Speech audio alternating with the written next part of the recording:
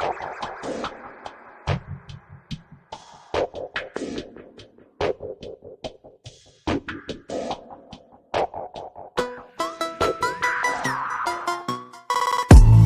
everyone. Welcome to our YouTube channel. My View My channel, in association of Teaching Point. Like, subscribe, comment. Visit our website www.teachingpoint.org.in.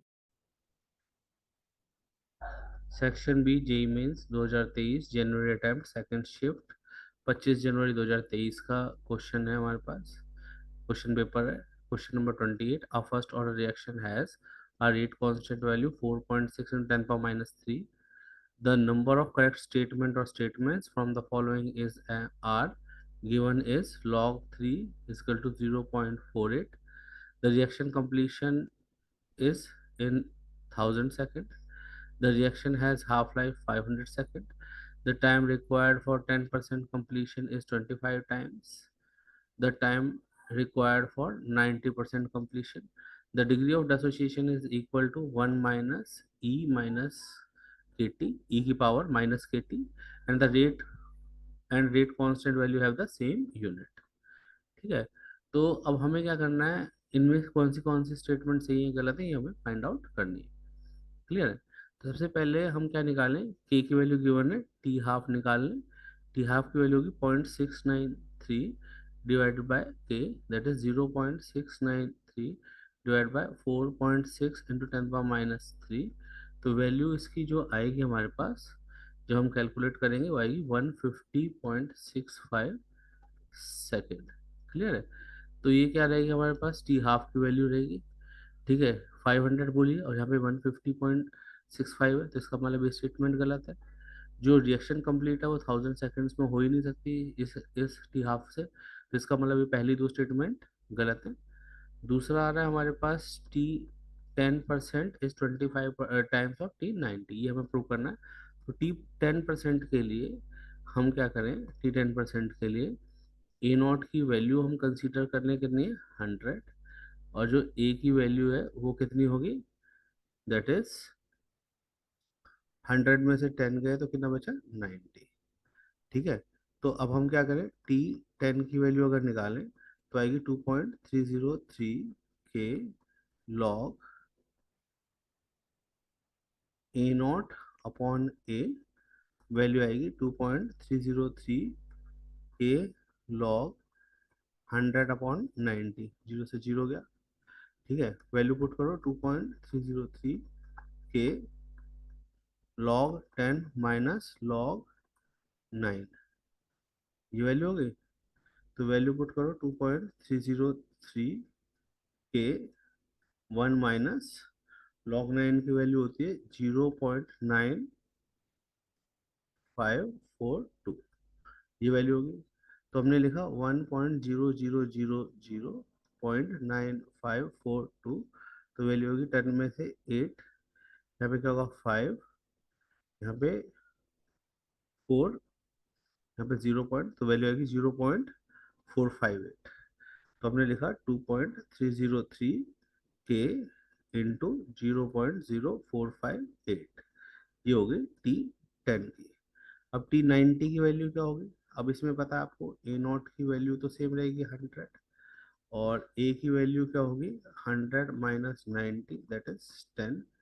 ठीक है, value put करो, जो T 90 होगा वो कितना होगा 2.303 के log A naught upon A, that is 2.303 के log 100 अपॉन 10, जीरो गया, log 10 की वैल्यू 1, दैट इज 2.303 अपॉन के, ये टी 90 हो जाएगा। टी 10 अपॉन टी 90 कितना होगा, टी 10 क्या होगा, दैट इज 2.303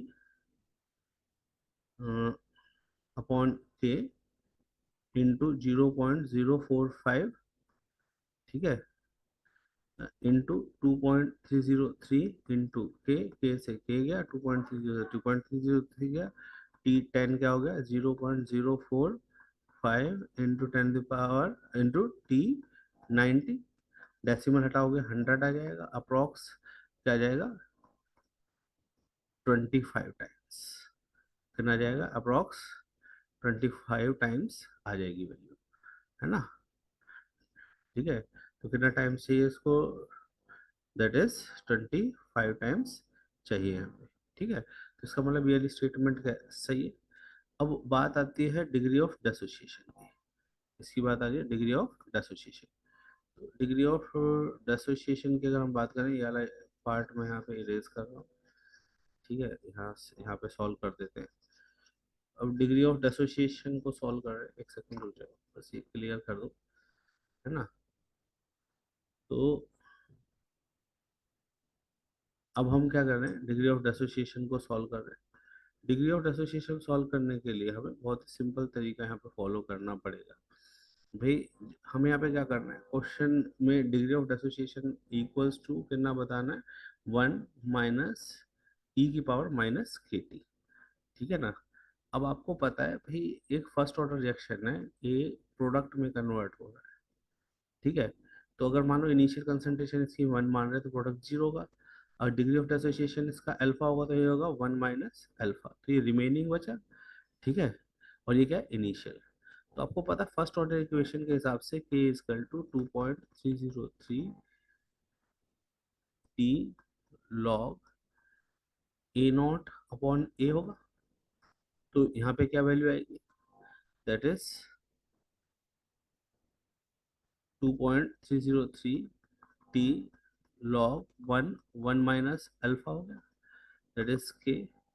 अगर हम इसका लॉग ई बेस ले लें, तो लॉग ई बेस में जो वैल्यू आएगी वो आएगी E of K T is equal to 1/1 minus alpha. अगर हम इसको मल्टीप्लाई कर दें, ठीक है, क्रॉस मल्टीप्लाई कर दें, तो यहाँ पे वैल्यू आएगी 1 माइनस अल्फा। ठीक है, एक सेकेंड।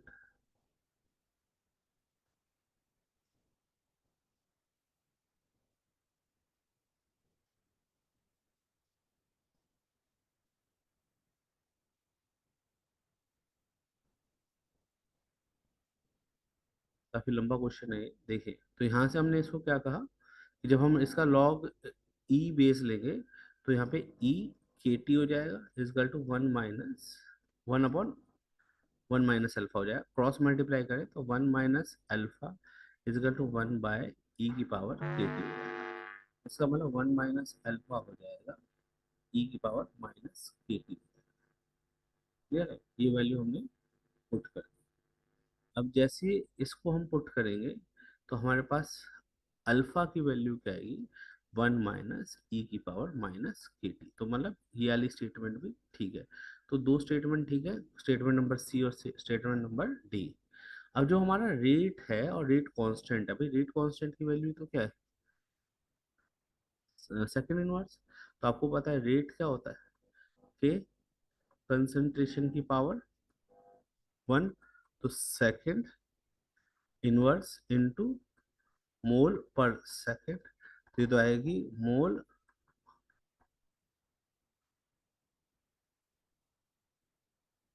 Second inverse two. ठीक है, क्योंकि इसी पर और कंसंट्रेशन है। ठीक है, सॉरी, मोल पर लीटर आएगी, मोल सेकंड इनवर्स आएगी। क्या वैल्यू आएगी? मोल सेकंड इनवर्स। कंसंट्रेशन क्या होती है? Moles per litre. ठीक है ना? तो moles second inverse litre inverse, ये वैल्यू आएगी। सेकेंड इनवर्स लीटर इनवर्स ये आएगी। तो कंसंट्रेशन की पावर 1 है, के की है। तो इसका मतलब जो यूनिट है रेट और रेट कांस्टेंट की, वो सेम नहीं है। तो इसका मतलब ओनली दो स्टेटमेंट ठीक है। क्या आएंगी? दो स्टेटमेंट ही ठीक है। तो इसका मतलब इसका न्यूमेरिक डिजिट का आंसर क्या रहेगा? 2 रहेगा।